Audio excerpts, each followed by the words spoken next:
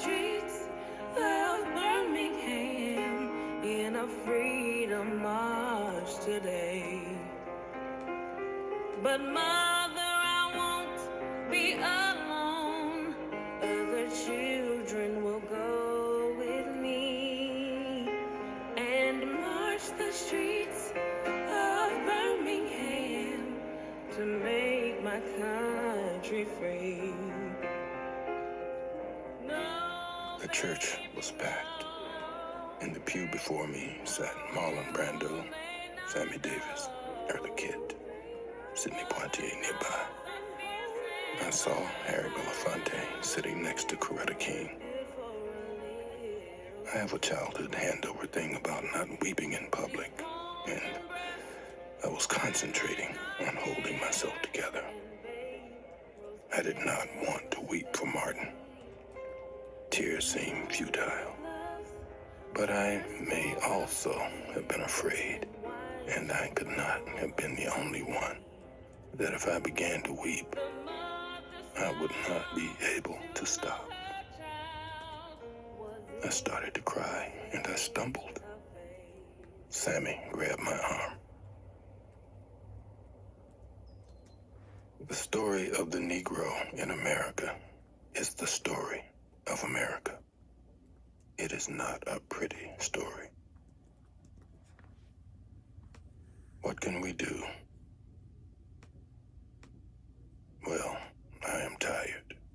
I don't know how it will come about.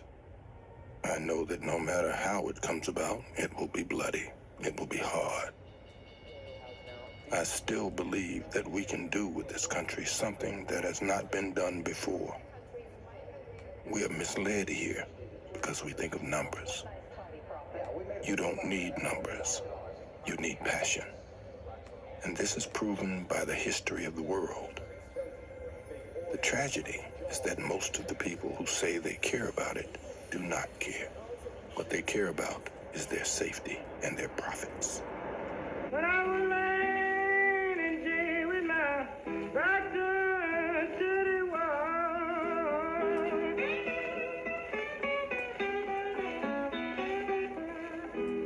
when I was laying in jail with my back to the wall,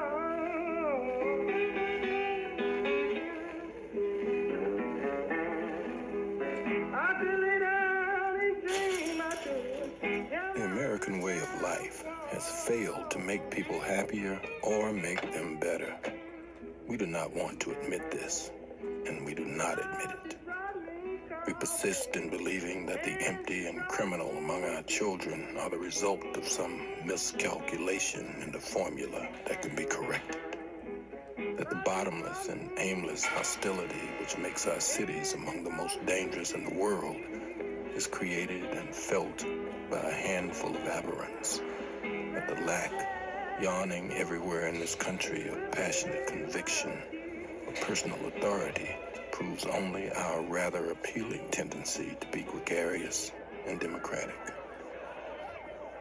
To look around the United States today is enough to make prophets and angels weep. This is not the land of the free. It is only very unwillingly and sporadically the home of the brave.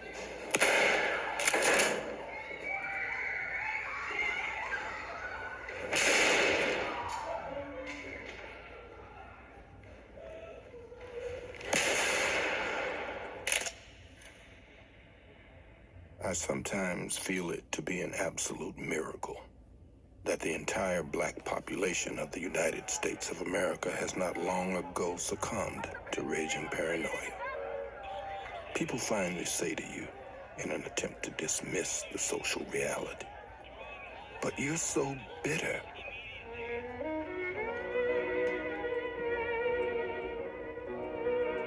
Well, I may or may not be bitter. But if I were, There is one. I would have good reasons for it.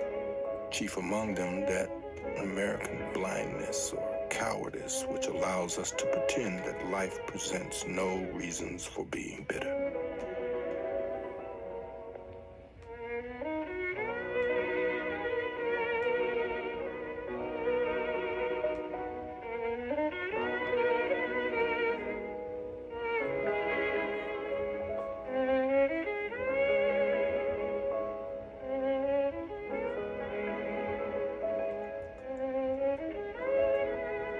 In this country, for a dangerously long time, there have been two levels of experience. One, to put it cruelly, can be summed up in the images of Gary Cooper and Doris Day, two of the most grotesque believe appeals both to innocence the world has ever seen. is And the everyone's other, family.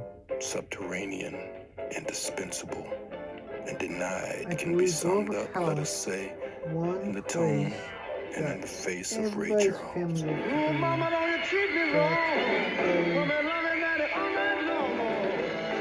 Oh, Lord. I know it's all right now. Hey, hey, hey. When you see me in misery, come on, baby, see what me. And there has never been any genuine confrontation between these two levels of experience. Should I be bad